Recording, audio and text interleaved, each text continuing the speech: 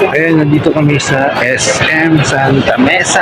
Ayan, kakain kami ng kakaibang pagkain para maiba naman. Pero ito ang kinagulat ko. Dahil matapos kumain, pumunta kami sa isang CR at ito ang natuklasan ko. Tingnan nyo. Well. O diba? Nag-i-improve na ang ating gender. Gender, sex, gender, binigyan na ng sariling CR para hindi mailang ang babae o kaya ang lalaki. Dito malalaman ang gender identity. Yung babae ka nga, pero pusong lalaki. Lalaki ka nga, pero pusong babae. At meron pang iba na na-attract ka sa babae, sa lalaki. Lalaki ka, na-attract ka sa babae. Lalaki ka, na-attract ka sa lalaki.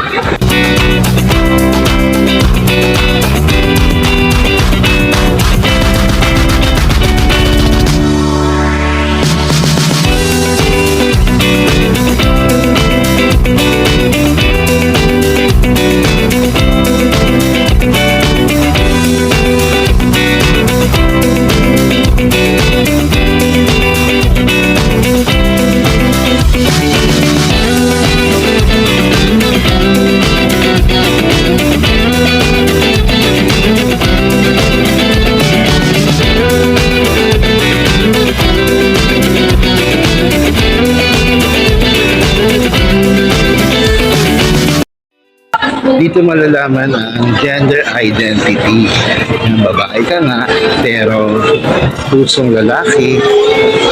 Lalaki ka nga, pero pusong babae. At meron pang iba na na-attract ka sa babae, sa lalaki.